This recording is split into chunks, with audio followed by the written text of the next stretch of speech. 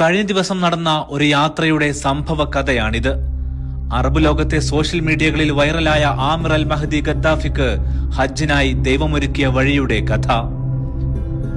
ഒത്തിരട്ടെ, വിധിയായിരട്ടെ എന്നൊക്കെ ഹജ്ജിന് ഉദ്ദേശിക്കുന്നവർക്കായി പ്രാർത്ഥിക്കാറുണ്ട്. അള്ളാഹുവിന്റെ വിളി കേട്ടി എത്തുന്നവരാണ് ഹാജിമാർ.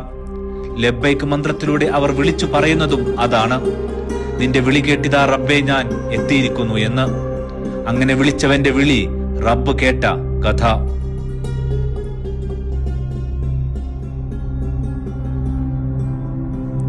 സ്ഥലം ലിബിയ. അവിടെ നിന്നും ഒരു തീർത്ഥാടക സംഘം ഹജ്ജിനായി വിമാനത്തിൽ പുറപ്പെടുന്നു.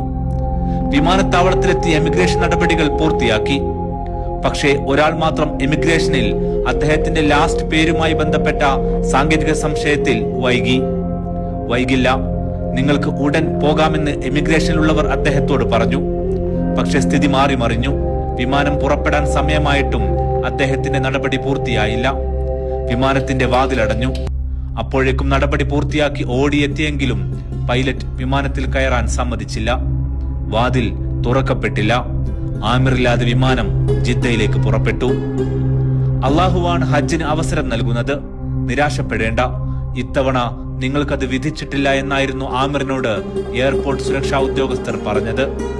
ആമിറിന്റെ മറുപടി ഇതായിരുന്നു, ഞാൻ ഹജ്ജിന് നിയ്യത്തെടുത്തവനാണ്, അള്ളാഹു നിശ്ചയിച്ചാൽ ഞാൻ പോയിരിക്കും. പിന്നീട് നടന്ന സംഭവങ്ങളാണ് ആമിറിനെയും അറബ് ലോകത്തെയും അത്ഭുതപ്പെടുത്തിയത്.